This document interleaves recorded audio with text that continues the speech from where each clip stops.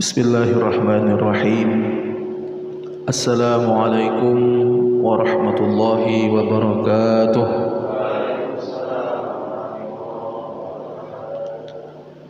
Alhamdulillah, alhamdulillahi rabbil alamin. Wabihi nasta'in ala umurid dunya waddin. Wassalatu wassalamu ala ashrafil anbiya'i wal mursalin Sayyidina wa maulana Muhammadin wa ala alihi wa sahbihi wa man tabi'ahum bi ihsanin ila yaumiddin.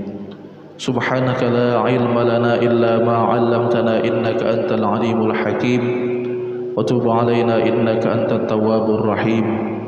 Rabbi shrah li sadri wa yassir li amri wahlul 'uqdatam min lisani yafqahu qawli. Allahumma ij'alna mimman yastami'una al-qawla fayattabi'una ahsana amma ba'du. Qala al-musannif rahimahullah ta'ala fi kitabih al-halaqah ar-rabi'ah durusul aqaid ad-diniyah lil imam al-habib Abdurrahman bin Sagaf as-Sagaf nafa'ana Allah bihi wa bi ulumihi fid dharain amin radhiyallahu ta'ala ankum ila an qala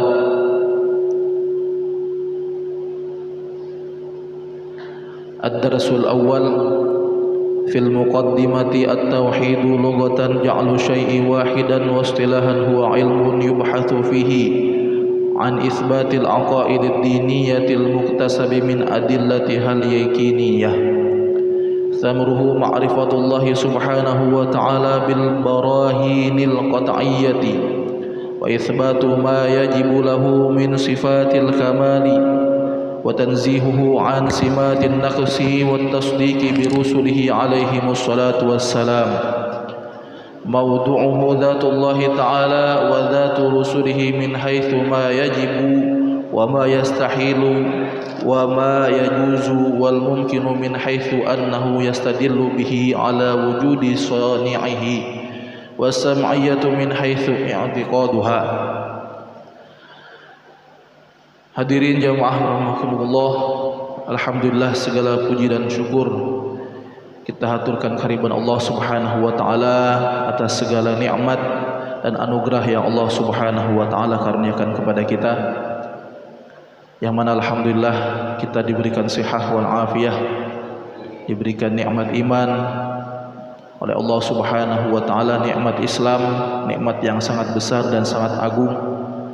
Mudah-mudahan dengan nikmat yang Allah Subhanahu wa taala karuniakan kepada kita ini bisa menjadi bekal kita untuk mendekatkan diri kita kepada Allah Subhanahu wa taala, dan harapan dan doa kita mudah-mudahan segala amal ibadah yang kita kerjakan ibadah yang diterima oleh Allah Subhanahu wa taala. Amin ya rabbal alamin. Dan tak lupa pula salawat beriring salam senantiasa tercurah kepada junjungan kita Nabi besar Muhammad sallallahu alaihi wasallam beserta seluruh keluarga, para sahabat dan para pengikut baginda Rasulullah ila yaumil qiyamah. Hadirin jamaah yang dirahmati Allah Subhanahu wa taala, pada kesempatan yang mulia ini kita kembali melanjutkan pengajian dan pelajaran kita mengenai tentang masalah tauhid yang sempat tertunda beberapa waktu yang lalu, ya, mungkin disebabkan karena keadaan yang memang tidak memungkinkan, yang mana tentunya kita masih tetap berdoa dan berharap kepada Allah Subhanahu wa taala mudah-mudahan wabah musibah khususnya Covid-19 yang melanda negeri dan kota kita ini mudah-mudahan segera diangkat oleh Allah Subhanahu wa taala. Yang sakit mudah-mudahan disembuhkan penyakitnya oleh Allah Subhanahu wa taala, dan mudah-mudahan kita semua ini yang sehat dan senantiasa diberikan perlindungan oleh Allah Subhanahu wa taala. Untuk kita dan keluarga kita semua mudah-mudahan senantiasa dalam keadaan sehat wal afiyah. Amin ya rabbal alamin. Al-Habib Ali Kuitang, beliau ada di Malaysia, ya. Beliau seorang ulama yang sangat besar dan keilmuannya ini diakui oleh seluruh ulama, bahkan bukan hanya di negeri beliau tapi juga seluruh dunia. Ketika para ulama-ulama besar berkunjung ke Malaysia, mesti di antara ulama-ulama besar tersebut akan singgah dan berziarah ke tempat beliau, Al-Habib Ali Batu Pahat, Al-Habib Ali Batu Pahat yang ada di Malaysia. Beliau pernah ditanya oleh salah seorang murid beliau, apa yang menyebabkan terjadinya suatu musibah di suatu tempat.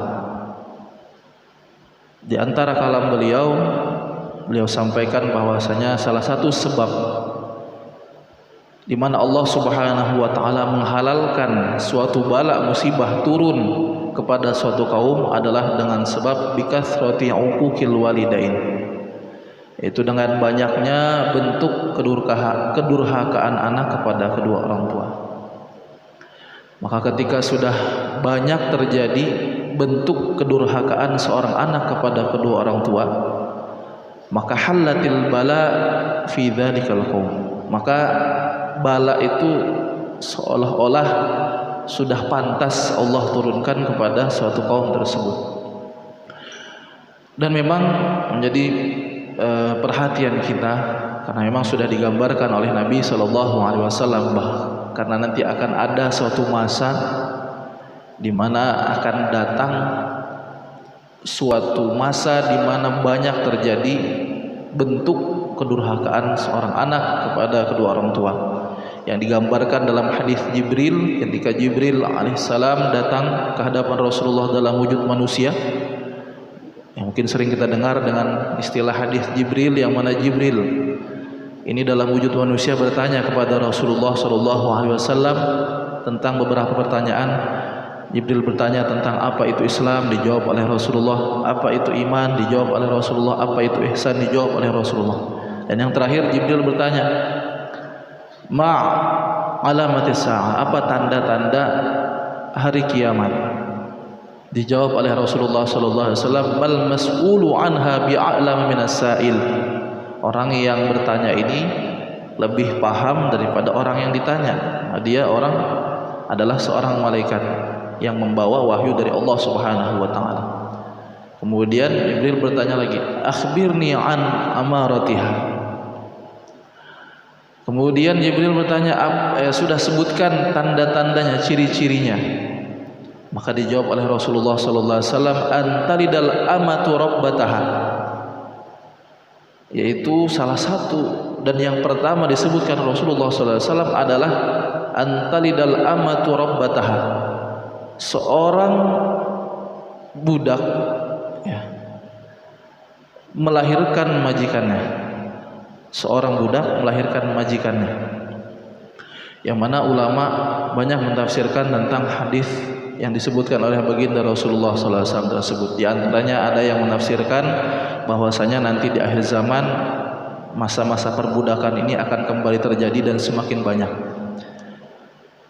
Dan banyak lagi penafsiran ulama-ulama hadis tentang apa yang disabdakan Rasulullah. Tapi ada di antara ulama yang menafsirkan bahwasanya maksud daripada yang disampaikan Rasulullah SAW adalah ketika seorang budak melahirkan tuannya, yang sejatinya adalah orang tua, itu adalah majikan daripada anaknya. Orang tua majikan daripada anaknya. Artinya orang tua ini secara status sosial tentunya lebih tinggi daripada seorang anak. Tapi yang disabdakan Rasulullah terbalik. Di akhir zaman seorang budak melahirkan tuannya. Jadi kedudukan ini terbalik, sehingga yang harusnya anak ini menjadi bawahan, orang tua menjadi majikan, terbalik. Anak menjadi majikan, orang tua menjadi bawahan. Nah, sehingga dimaknai oleh para ulama ahli hadis adalah banyaknya bentuk durhaka seorang anak kepada kedua orang tua menjadi salah satu tanda daripada terjadinya hari kiamat. Nah, oleh karenanya sebagai bentuk upaya kita, salah satu upaya kita, upaya kecil kita untuk meminimalisir, dan mudah-mudahan ini menjadi sebab diangkatnya wabah dan musibah ini adalah kita tentunya berbakti kepada kedua orang tua kita yang masih hidup. Sayangi mereka, cintai mereka, kasihi mereka. Yang sudah meninggal, ya kita hanya bisa berdoa kepada Allah Subhanahu wa taala. Oleh karenanya ulama katakan minimal bentuk bakti kita kepada kedua orang tua kita adalah mendoakan mereka. Sebagian ulama mengajarkan untuk menambahkan doa kedua orang tua ini setelah azan di setiap sholat 5 waktu. Kami dulu diajarkan ketika kami sekolah, setiap habis azan ya, kemudian kita membaca doa setelah azan, ditambahkan item zikir atau doa Rabbighfirli wali walidayya, atau doa kepada kedua orang tua ini dibaca sebanyak 5 kali. Jadi setelah kita membaca doa setelah azan itu ditambahkan zikir Rabbighfirli wali walidayya.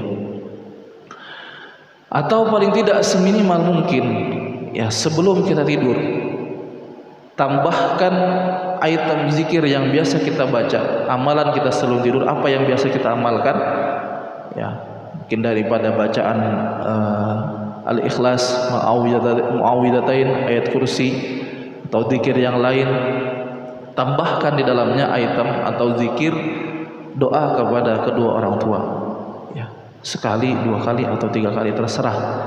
Yang penting dalam satu hari ada kita mendoakan kepada kedua orang tua kita, baik yang masih hidup ataupun yang sudah meninggal dunia, sebagai bentuk bakti kita ya. Di luar daripada itu tentunya kita menyenangkan mereka, menjadi penyenang hati mereka dan lain sebagainya. Itu juga salah satu daripada yang paling utama bentuk bakti kita kepada kedua orang tua.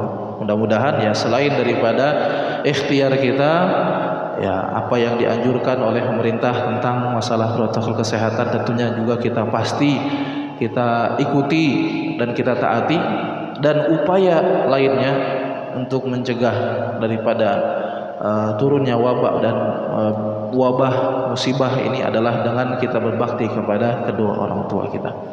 Hadirin jamaah yang dirahmati Allah Subhanahu wa taala, selanjutnya kita akan kembali melanjutkan daripada kajian kita di dalam kitab Durusul Aqaidid Diniyah yang sebelumnya sudah kita baca muqaddimah daripada kitab ini, dan sedikit kita pendahuluan di dalam mengenal tentang ilmu tauhid yang akan kita pelajari ini.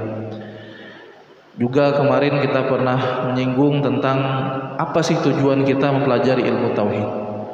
Nah, kemudian kita pada kesempatan kali ini akan menggali lebih dalam. Kalau kemarin kita menyinggung masalah tujuan kita yang berkenaan dengan kehidupan kita di masa sekarang, nanti juga akan dibahas apa sih tujuan utama yang dijelaskan oleh para ulama tentang kita mengenal akan ilmu tauhid. Yang mana sebelum kita mengkaji suatu ilmu ya, tentunya kita harus mengenal dulu ya, apapun ilmu yang akan kita pelajari, sepatutnya bagi seorang penuntut ilmu, ulama katakan bahwasanya minimal mengenal dulu, tahu dulu dasar-dasar apa ilmu yang akan kita pelajari tersebut melalui namanya mabadi. Kalau orang-orang yang mungkin tinggal di pesantren itu tahu istilah namanya mabadi. Mabadi itu pendahuluan, pembukaan. Sehingga dalam satu syair disebutkan inna mabadi'u kulli fannin 'asyarah al-haddu wal mawdu'u thumma thamarah wa fadluhu wa nisbatun wal wadi' wal ismul istimdadu hukmu syari' masailu wal ba'du bil ba'd iktafa wa man daral jami'i hadha syarafa. Nah, itu dari itulah kemudian timbul di setiap ilmu apapun dalam bidang agama khususnya ada namanya mabadi, pendahuluan, yang jumlahnya ada 10 item pendahuluan daripada setiap ilmu yang ada. Mau itu ilmu tauhid, mau itu ilmu fikih, mau itu ilmu nahwu, mau itu ilmu sharaf, mau itu ilmu waris, semua ilmu mesti ada mabadi'nya. Apa mabadi' yang 10 ini? Yang tadi disebutkan dalam syair inna mabadi'u kulli fannin 'asyarah. Setiap ilmu, fan itu ilmu, ada mabadi' pendahuluan yang jumlahnya ada 10. Al-haddu wal mawdu'. Yang pertama adalah pengertian. Kemudian tema daripada ilmu tersebut. Kemudian samarah, apa buah hasil kita mempelajari ilmu tersebut. Kemudian wa fadluhu, apa sih kelebihan keutamaan ilmu tersebut? Kemudian wa nisbatun, nisbat ilmu tersebut kembali kepada siapa? Wal wadi', siapa yang mengarang ilmu tersebut? Wal ismul istimdad, kemudian namanya ilmu tersebut apa? Kemudian istimdadnya apa? Hukum syari', apa hukumnya kita mempelajari ilmu tersebut? Kemudian masail, masalah-masalah yang ada dalam ilmu tersebut. Itu 10 item di setiap ilmu yang sepatutnya untuk kita ketahui sebelum kita belajar. Termasuk dalam ilmu tauhid ada mabadi'nya. Yang pertama tadi disebutkan al-had atau at-ta'rif atau pengertian. Apa sih ilmu tauhid? Ya. Nah, di setiap pengertian ini mesti terdiri daripada 2. Dari sisi bahasa, ya, lugatan, dan juga ada dari sisi syariat. Karena ilmu syariat yang kita pelajari ini bukan bahasa kita, tetapi diambil daripada bahasa Arab. Dan kemudian bahasa Arab ini bahasa yang sangat luar biasa. Bahasa yang mengandung banyak makna dalam setiap kata-katanya. Bahkan kalau kita belajar bahasa Arab itu kalimat doroba, satu kalimat doroba, ya, terdiri daripada 3 huruf doroba, yang dalam bahasa umumnya kita kenal arti daripada doroba ini adalah memukul. Tapi ternyata kalimat doroba ini bisa memiliki lebih daripada 10 makna selain daripada memukul. Bisa menendang, bisa juga berjalan, melakukan perjalanan dari kalimat doroba, dan banyak lagi makna daripada kalimat doroba. Hanya satu kalimat doroba, belum lagi kalimat-kalimat yang lain. Nah, sehingga dalam setiap kata-kata bahasa Arab ini mengandung banyak makna. Oleh karenanya perlu dijelaskan dalam satu kalimat, judul daripada suatu ilmu itu mesti ada dari sisi bahasa, yang kemudian baru ada penjelasan apa sih yang dimaksud dalam syariat tentang ilmu tersebut. Nah, sekarang ilmu tauhid. Tauhid pengertiannya atau al-hadnya atau ta'rifnya lugatan al-ilmu bi anna syai'a wahidan. Al-ilmu bi anna syai'a wahidun, bahwasanya secara bahasa tauhid itu mengetahui segala sesuatu itu adalah satu. Ketika ada satu benda yang hanya terdiri daripada satu, ya, maka secara bahasa itu namanya tauhid. Ya, bahasa, tapi ini bukan dari sisi syariat. Seperti contoh misalkan, ya, ini hanya ada satu air minum di sini. Secara bahasa Arab, ya ini tauhid. Secara bahasa tapi, ya, ini namanya tauhid karena hanya ada satu. Kita ketahui bahwasanya hanya ada satu. Atau misalkan apalagi yang satu, ya, Balikpapan.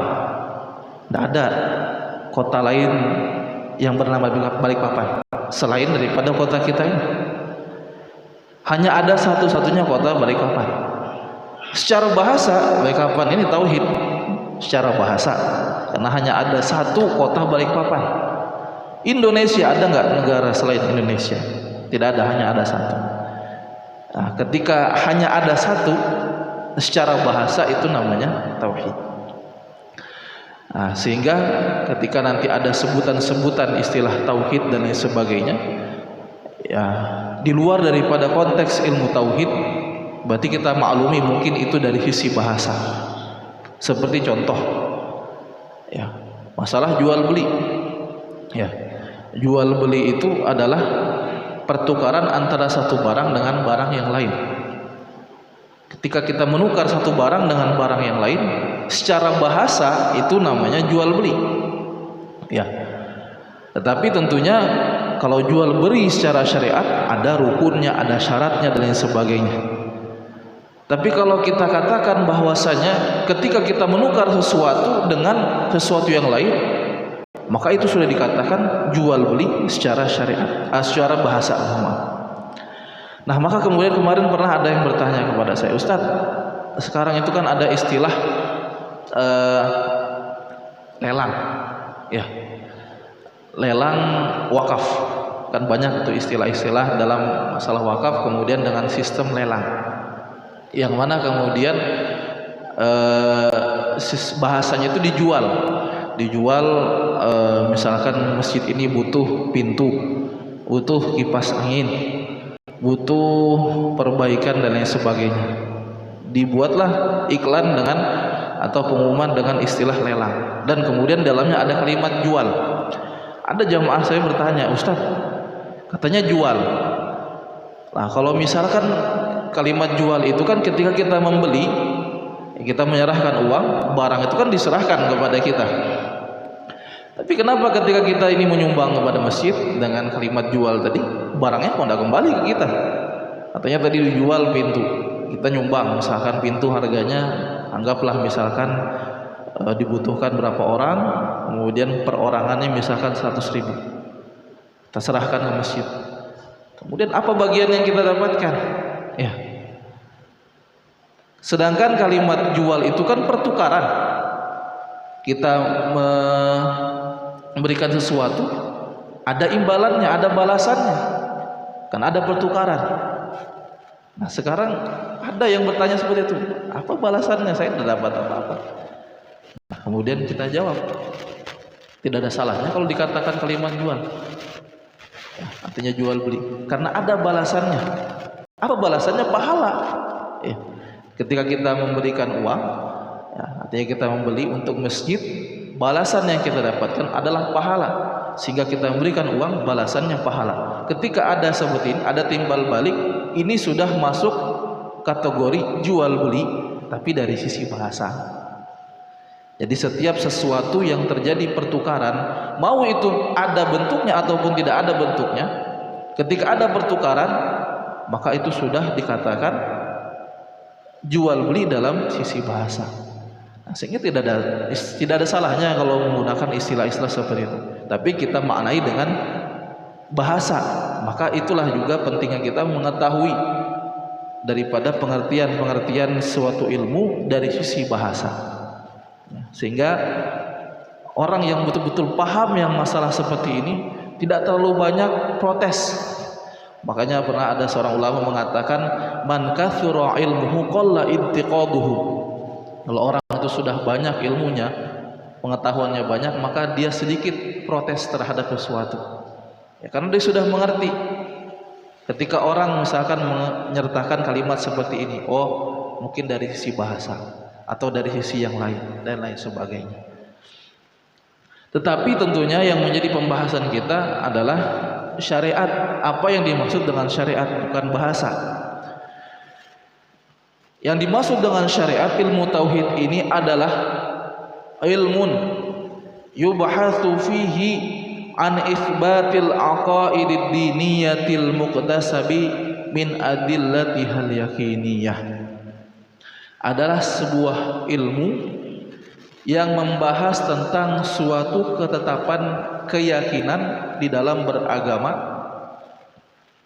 yang mana ketetapan tersebut dicari dari dalil-dalil yang betul-betul kita yakini, baik itu dalil akli secara akal ataupun dalil nakli daripada Al-Quran dan hadis Rasulullah Sallallahu Alaihi Wasallam. Itu pengertiannya. Jadi suatu ilmu tauhid itu ilmu, ya, bukan sesuatu yang langsung dapat dari langit. Ya. Pergi ke gunung betapa semedi, sebulan gak balik-balik, apa yang dicari katanya? Tauhid. Ya. Jadi suatu ilmu yang dicari, bukan suatu pemberian. Ya. Ilmu yang membahas. Jadi ilmu ini di dalamnya adalah ilmu yang membahas tentang keyakinan. Makanya sudah kemarin kita singgung, kalau dalam fikih, ya, ketika kita mempelajari tentang masalah ibadah contohnya, ya, ketika kita mengamalkan itu akan nampak. Kita belajar tentang masalah wudu, kemudian kita amalkan tentang apa yang kita belajarkan dalam praktek wudu yang sebenarnya. kita mempelajari tentang masalah sholat, maka kita amalkan dalam praktek sholat yang kita sehari-hari kita laksanakan. Kita mempelajari puasa, kita amalkan dalam puasa yang kita amalkan, haji dan seterusnya. Tapi kalau tauhid, ini bentuk pengamalannya tidak nampak, karena ini berkenaan dengan keyakinan seseorang. Ada di sini, ya, ada di dalam keyakinan kita. Jadi memang betul-betul sesuatu yang tidak nampak, ya, karena berkenaan dengan keyakinan. Yang ketika seseorang ini sudah betul-betul memahami dan mendalami daripada ilmu tauhid dan mengamalkannya, dalam pandangan kita orang tersebut orang biasa, ya, orang biasa. Mungkin tidak ada bedanya dengan orang-orang yang lain, tapi kita tidak tahu apa yang ada dalam keyakinannya.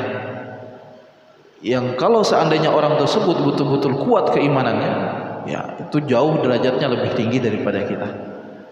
Oleh karenanya, ya, jangan heran ada orang yang mungkin biasa saja, semasa hidupnya tidak terlihat orang yang mungkin rajin beribadah, atau orang yang mungkin bukan seorang ulama atau seorang kiai, ya, tapi orang yang mungkin biasa saja aktivitasnya, ya, aktivitas sebagaimana orang normal.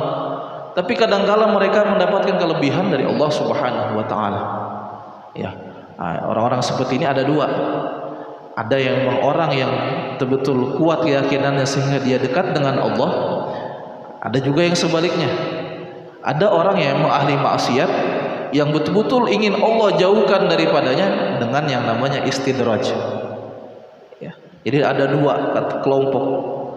Ada orang yang memang betul-betul kuat keyakinannya kepada Allah sehingga dia dekat dengan Allah. Ya. Sehingga kadangkala saking dekatnya dengan Allah, ketika dia mohon bantuan kepada Allah, langsung Allah berikan bantuan. Nah, sehingga bahkan bantuan tersebut yang kadangkala di luar daripada akal manusia. Dan itu wajar. Kenapa? Karena dia dekat dengan Allah. Logikanya seperti ini. Tidak usah jauh-jauh lah. Ada orang dekat dengan RT, ya. Orang ini ya akrab lah dengan RT. Tentu otomatis kalau mau ngurus apa-apa, ya, mau ngurus bantuan, ngurus KTP, otomatis pasti mudah. Tinggal WA, ya, Pak RT karena mungkin dekat, ya, mungkin besok langsung selesai urusan. Dibanding dengan orang yang nggak kenal, harus datang dulu, ya, lapor dulu. Itu pun juga belum tentu langsung dikerjakan, ya, karena mungkin ada yang lain yang harus dikerjakan. Itu salah satu contoh bentuk kedekatan seseorang dengan ini makhluk. Apalagi di atasnya orang dekat, RT dekat dengan lurah misalkan, lurah dekat dengan wali kota, wali kota dekat dengan gubernur, gubernur dekat dengan presiden. Semua itu tentu pasti ada keistimewaan. Ketika seorang dekat dengan orang lain, ya, otomatis apapun yang kita inginkan itu akan mudah didapatkan. Itu baru makhluk. Bagaimana seorang yang dekat dengan Allah Subhanahu wa taala? Tapi logikanya nggak mungkin kita yang mungkin baru kenal, saya mungkin yang baru, ya, mungkin mengisi pengajian di sini, langsung dekat dengan orang yang tidak mungkin. Pasti harus ada interaksi dulu. Kemudian setelah ada interaksi, mengenal, tahu, tidak hanya sekedar tahu saja. Ya mungkin maaf kita sesama jamaah khususnya yang mungkin ada di masjid, kenal mungkin. Tapi kalau untuk dekat belum tentu kita satu sama lain dekat. Dekatnya bagaimana? Ketika ada terjalin hubungan. Hubungan ini dari mana? Ketika satu sama lain ini saling taat, saling, artinya ketika ini disuruh mau, yang satu juga disuruh mau. Ya. Ini ada orang misalkan ingin dekat dengan RT, RT nyuruh misalkan ada kegiatan nggak pernah hadir, ada rapat nggak pernah ikut, ada kumpul nggak pernah datang, mustahil mau dekat dengan RT. Ya. Sama juga halnya dengan Allah Subhanahu wa taala. Itu dengan makhluk, apalagi dengan Allah Subhanahu wa taala. Kalau orang yang sudah tauhid, betul-betul mengamalkan, bukan hanya mendalami saja tapi mengamalkan, orang yang betul-betul kuat tauhidnya, dia dekat dengan Allah, terjalin hubungan dengan Allah. Yang paling utama adalah takwa. Apa yang diperintahkan Allah dia jalankan, apa yang dilarang Allah dia tinggalkan. Itulah modalnya. Dia dekat dengan Allah, maka kemudian setelah dekat dengan Allah, kuntu sam'ahu alladhi yasma'u bih. Dalam hadis Rasulullah SAW, hadis qudsi, Allah Subhanahu wa taala bahkan berfirman, kalau sudah seorang hamba itu dekat denganku, kata Allah, maka pendengarannya adalah pendengaranku. Maksudnya adalah segala yang ada dalam dirinya itu semua dalam pengawasan Allah Subhanahu wa taala. Sehingga di suatu saat ketika dia ada suatu masalah, tinggal mohon kepada Allah, maka dibantu oleh Allah Subhanahu wa taala. Itu orang yang dekat dengan Allah. Sebaliknya tidak semua ya orang itu sama.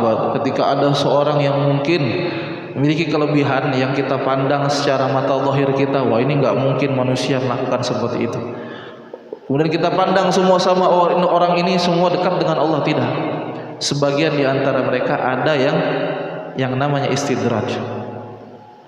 Yang disebutkan dalam Al-Qur'an, sanastadrijuhu min haitsu la ya'lamun. Ada disebutkan dalam Al-Qur'an. Mereka orang-orang yang Allah lalaikan, sehingga mereka tidak kenal lagi dengan Allah Subhanahu wa taala. Orang yang memang sudah ditakdirkan Allah Subhanahu wa taala jauh dengan Allah. Kemudian Allah ingin jauhkan lagi orang tersebut karena dia betul-betul tidak mengenal Allah, tidak peduli kepada Allah Subhanahu wa taala. Maka dijadikanlah suatu hal yang memang di luar akal manusia yang diberikan kepadanya, tapi itu bukan menjadikan orang tersebut dekat dengan Allah, tapi semakin jauh. Ada orang misalkan, nggak usah jauh-jauh, Fir'aun itu bukan orang yang biasa ya. Fir'aun itu dia mengaku Tuhan ya, yang sebutkan oleh Al-Quran, ana rabbukumul a'la, aku Tuhanmu yang paling tinggi ya. Tidak hanya sekedar omongan belaka saja, karena memang Fir'aun ini ada kelebihan ya. Fir'aun ini ada kelebihan. Di antaranya yang disebutkan dalam tafsir, Fir'aun ini kalau dia minta hujan itu turun hujan ya. Yang memang pada saat itu ya di padang tandus, air itu kan sangat berharga ya. Dan setelah itu dia merasa bahwasanya dia itu punya kelebihan. Kemudian dia banyak memiliki pengikut, dia bangun suatu kerajaan, timbullah rasa pengakuan dirinya bahwasanya dia adalah Tuhan. Dan kemudian Allah Subhanahu wa taala jadikan lagi ya, berikan lagi banyak kelebihan kepada dia. Tapi kelebihan itu bukan karunia yang Allah berikan, tapi namanya istidraj, yang menjadikan dia semakin angkuh, semakin congkak. Bahkan dia memerintahkan kepada sekretarisnya yang bernama Haman ya, untuk membangun menara yang tinggi ya, yang ada itu sekarang tuh piramid itu ya, kan sisa-sisa peninggalan dia. Tujuannya apa? Untuk melihat Tuhannya Nabi Musa, itu Allah Subhanahu wa taala. Artinya dia kira itu sesama Tuhan itu bisa saling komunikasi. Pikirannya Fir'aun. Jadi ada semacam interaksi lah antara Tuhan satu dengan Tuhan yang lain, sehingga dia bangun bangunan yang tinggi, kemudian dia naik ke atas, niatnya mau komunikasi dengan Tuhannya Nabi Musa. Itu Allah Subhanahu wa taala. Itu saking Allah Subhanahu wa taala berikan kelebihan sehingga betul-betul dijauhkan dari Allah Subhanahu wa taala. Nah, itu namanya istidraj. Nah, jadi jangan heran kalau ada orang yang mungkin ya semasa hidupnya memang ahli maksiat, tidak pernah taat, tapi kemudian dia punya suatu kelebihan yang memang kita akui kelebihan itu secara zahir kita tidak mungkin dimiliki oleh manusia. Artinya sesuatu yang di luar akal manusia. Lantas jangan kemudian ini orang yang ya wali ini ya datang langsung minta doa dan lain sebagainya, bahkan jadi pengikutnya. disuruh kemudian sama orang tersebut jangan sholat dan lain sebagainya, ikut aja. Nah, itu bahaya. Perlu kita juga perhatikan, bisa jadi ini namanya istidraj, ya. Tapi bukan ini juga yang inti yang kita cari, tidak. Yang paling inti nanti saya katakan adalah yang kedua setelah daripada al-had tadi, samarah, ya, buah daripada ilmu tauhid. Ya, ini intinya. Apa sih tujuan kita mempelajari ilmu tauhid? Buah atau hasil daripada kita mempelajari ilmu tauhid ini disebutkan adalah ma'rifatullah subhanahu wa ta'ala, mengenal Allah subhanahu wa ta'ala. Ini yang paling utama, ma'rifatullah, mengenal Allah subhanahu wa ta'ala.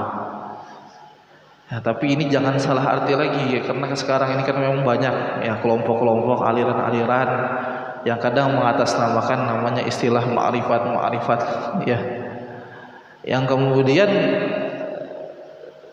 dari ajaran-ajaran mereka ini banyak sekali yang menyimpang daripada ajaran agama Islam. Seandainya apa yang diajarkan daripada kelompok-kelompok tersebut, ya, mengenalkan akan Allah, mengamalkan apa yang diperintahkan oleh Rasulullah, mengajarkan apa-apa yang dilarang oleh Allah, tidak ada masalah, karena itu dasar daripada ilmu tauhid.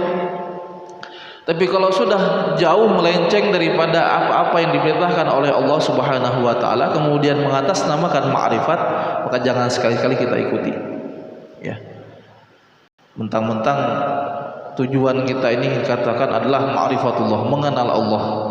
Udah timbullah kelompok mengatasnamakan ma'rifat.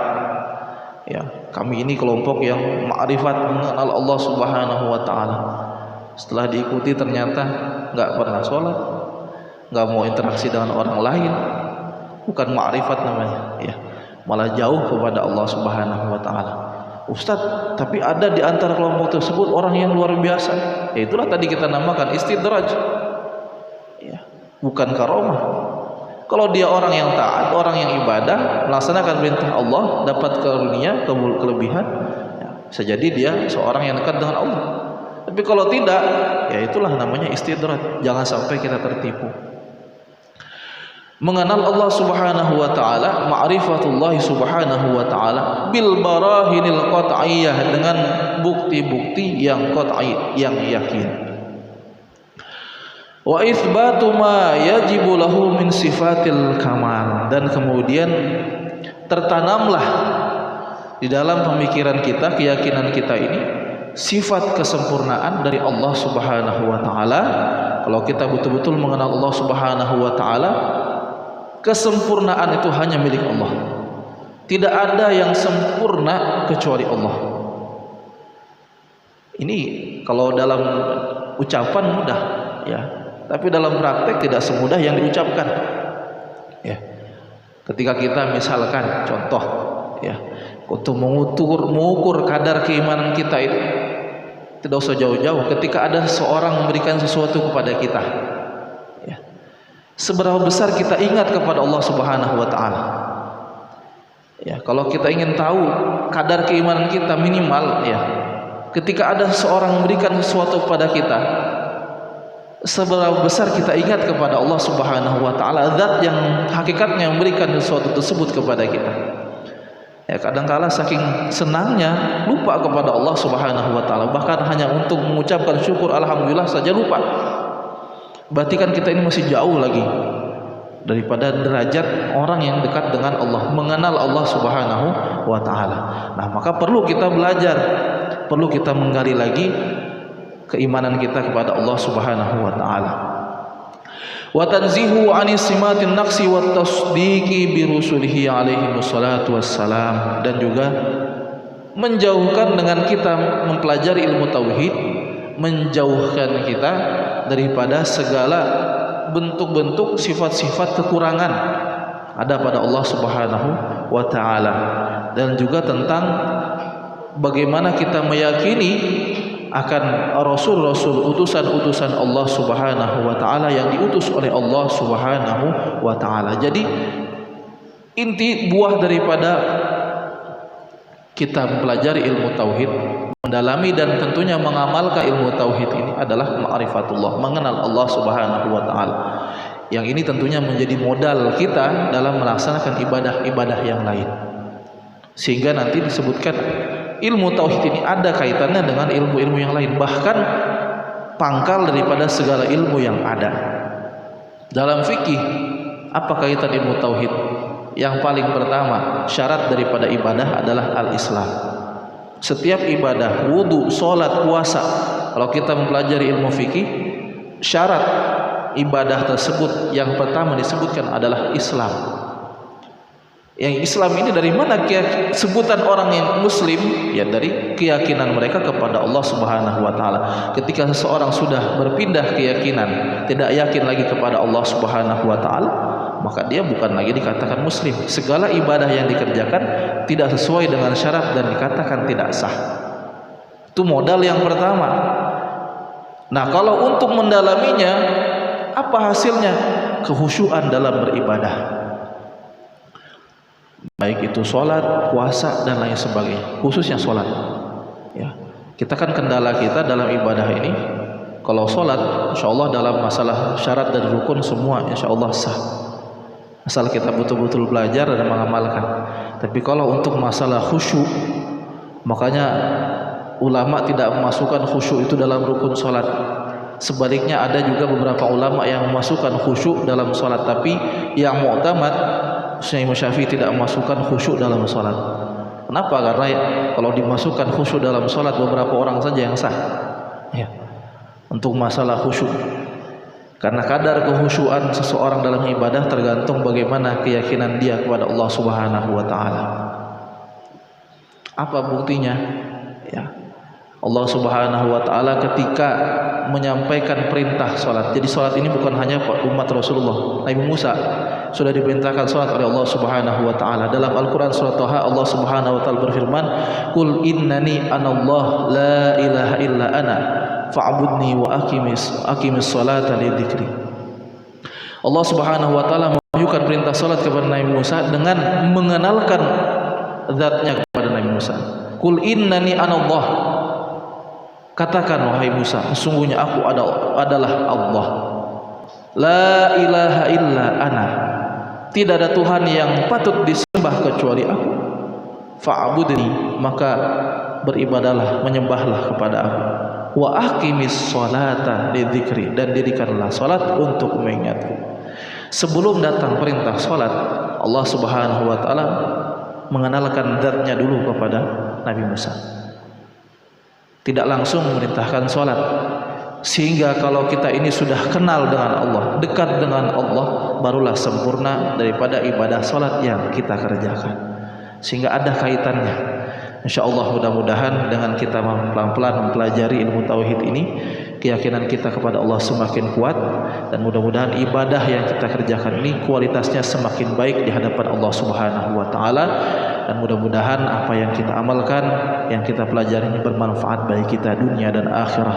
Amin amin ya rabbal alamin. Al-Fatihah. A'udzu billahi minasyaitonir rajim. Bismillahirrahmanirrahim. Alhamdulillahi rabbil alamin. Arrahmanir rahim. Maliki yaumiddin. Iyyaka na'budu wa iyyaka nasta'in. Ihdinas siratal mustaqim. Siratal ladzina an'amta 'alaihim ghairil maghdubi 'alaihim waladdallin. Amin amin ya rabbal alamin. Alhamdulillah rabbil alamin. Allahumma shalli wa sallim ala sayyidina Muhammad wa ala ali sayyidina Muhammad. Rabbana anfa'na wa lam tanazuna uluman tanfa'una fid din wad dunya wal akhirah. Allahumma sur uyuba muallimina wa la tadhham min barakati ulumihim anna. Allahumma sur uyuba muallimina wa la tadhham min barakati ulumihim anna. Allahumma sur uyuba muallimina wa la tadhham min barakati ulumihim anna. Rabbana atina fid dunya hasanah wa fil akhirati hasanah wa qina adzabannar. Fadli subhana rabbika rabbil izzati amma yasifun. Assalamualaikum warahmatullahi wabarakatuh. Walhamdulillahi rabbil alamin. Demikian yang dapat disampaikan, kurang lebihnya mohon maaf. Wallahul muwaffiq ila aqwamit thoriq. Wassalamualaikum warahmatullahi wabarakatuh.